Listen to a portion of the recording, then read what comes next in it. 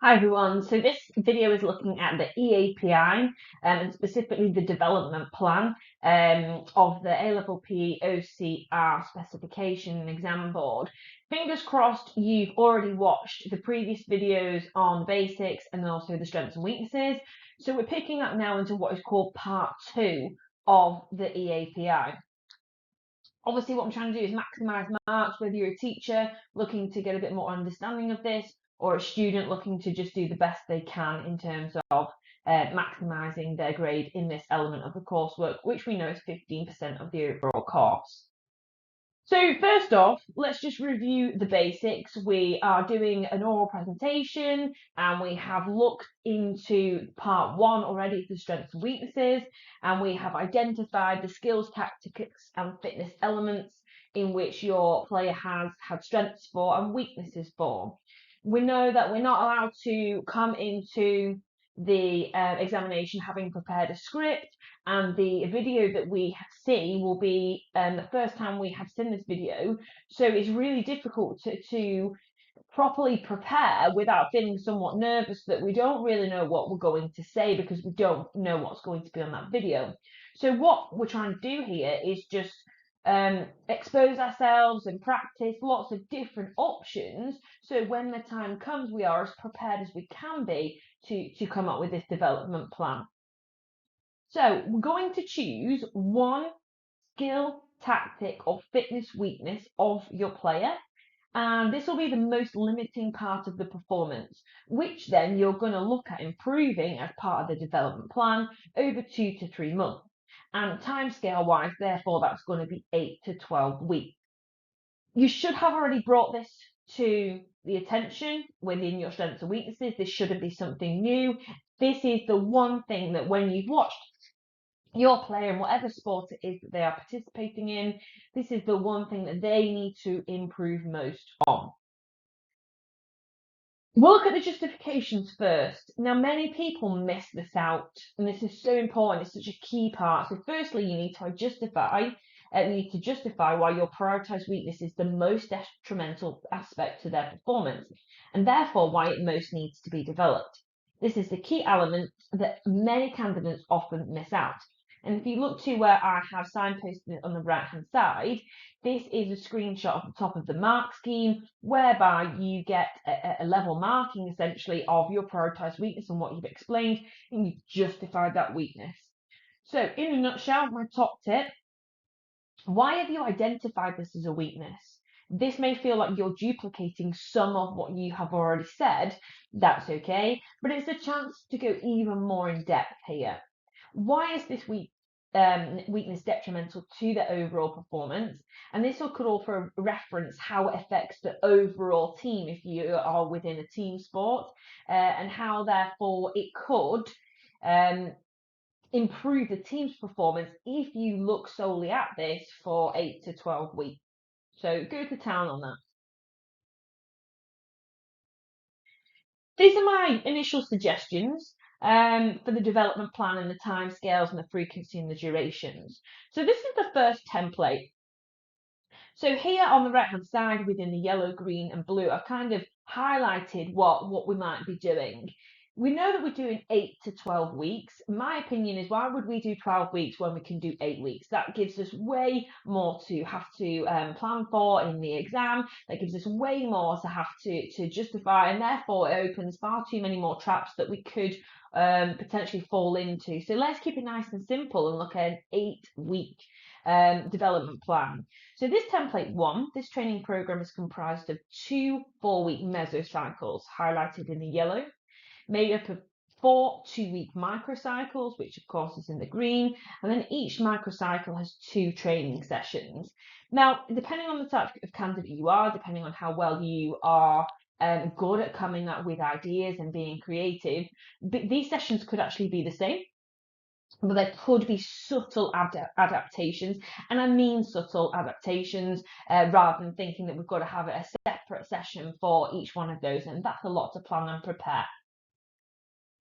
What I like more so than ever, and this was based upon the moderator's feedback, is that you actually need to have unbalanced microcycles. So take a look at this second option, which I really, really encourage people to do this now. So within microcycle 1, that is only going to last for 1 week or one session, depending on what we're going for. Because essentially, let's say we're looking at altering a netballer's shoulder passing technique, and how they utilise the shoulder pass, or we could be looking at tackling in rugby. If we're going to strip back, because you need to remember we're looking at associative performer here, and we're going to look at just covering the basics of the skill and reiterating just what is necessary. You don't want to spend 2 weeks doing that. That would be so boring as a performer, coming into a session and just looking at the basics of what it is that we should be doing. So what was fed back from the moderators, it looks way more professional, it looks so much more knowledgeable, that you only focus on something quite simple for 1 week, and then we harness that and we take it forward and then develop going from there. So hence why in this particular one, microcycle 2 lasts for 3 separate sessions with a particular focus on whatever else that we're doing. So try to have unbalanced microcycles, because just having even ones, I believe it's a bit of a red flag for the moderators, for the examiners, and obviously we want to maximise our potential in this element of the coursework. The 8-week plan. So this should, as we've said already, have a timescale and a plan, justify the prioritised weakness. We need to have frequency and durations. So what we mean by that is how often a week are they training in your development plan, and for how long. This could mean maybe even a minimum of 20 minutes and maybe a maximum of 45 minutes. But it is expected that candidates are knowledgeable of how long their sessions last, and they need to reiterate this for each element of the development plan. They then need to come up with detailed progressive practices that we're going to go on into in a second. There must be detailed coaching points, and the theory links or the evaluative points need to be linked throughout the plan. So moving on to the progressive practices, I would maybe use this table as a bit of a template, whereby I've broken down the microcycles, and again you would adapt this, if you're using an unbalanced approach, which I would very much advocate for, then you would need to adapt this accordingly, but I'm just trying to keep it nice and simple for the sake of this video. So here then, we need to look at detailed progressive practices.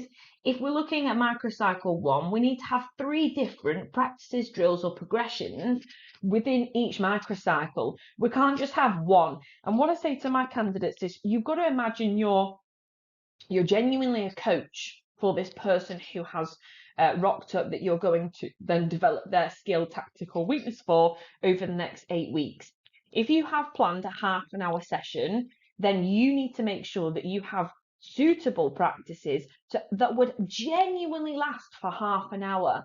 I think some of the limitations is that a lot of our students, they plan one thing, and then when you suggest to them how long is that going to take, they probably know deep down it's only going to take 5 minutes.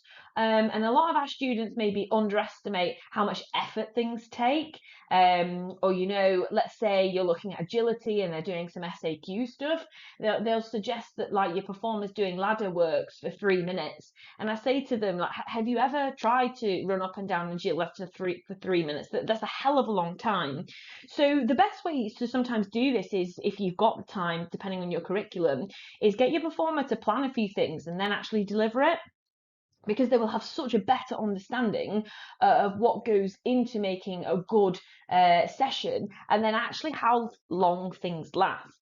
And then ultimately we're looking at developing a progressive practice. So in microcycle 1, where we do one, maybe skill or drill, it's then developed accordingly and made progressively more difficult.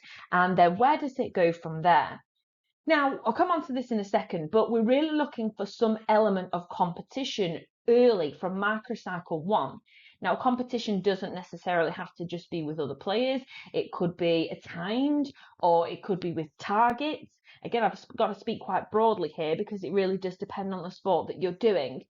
But this is where maybe Google comes in, because, if they were to put into Google come up with a 10-week program on giving a through ball in football. There's things already generated there for you, and I'm not suggesting that you go and copy everything from the internet, because ultimately performers have got to relate it to what they see and whatever is relevant on the video. But if you've got students who lack creativity, this is where the internet and research is a fundamental tool.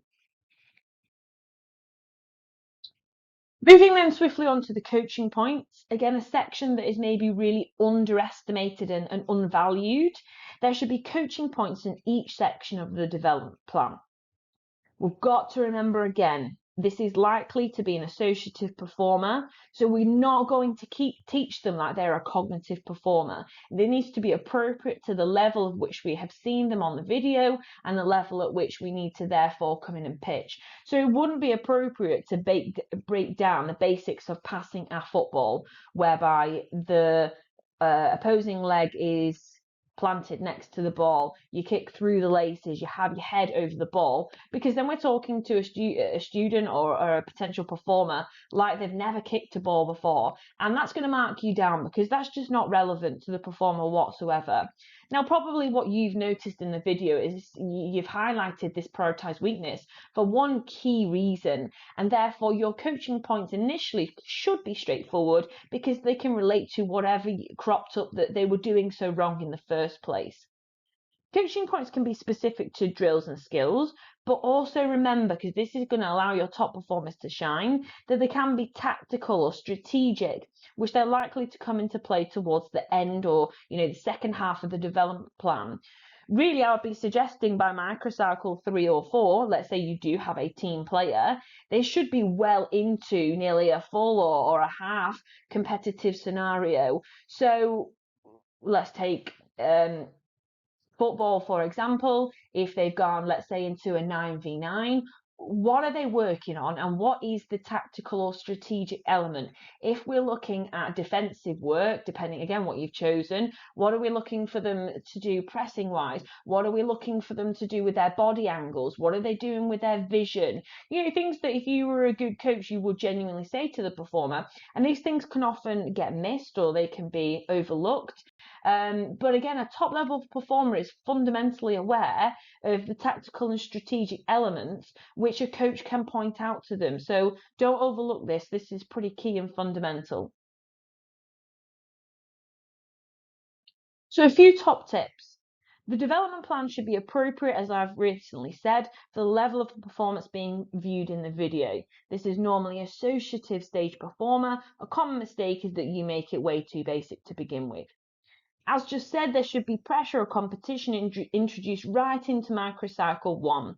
To replicate decision making needed, pressure and competition can be in a form of time, games, adding defenders, which could be passive or active, adding positive and negative reinforcement or prizes. Session plans should have progressive practices which would fill the appropriate amount of time being indicated by the performer, for example, 25 to 35 minutes. Try to imagine the actual performer doing these sessions. Would your practices fill this time on? Do you need to add more? Coaching points need to be bespoke for the performer and their specific weaknesses in order to gain top marks. Remember, coaching points can be specific or they can be tactical or they can be game specific.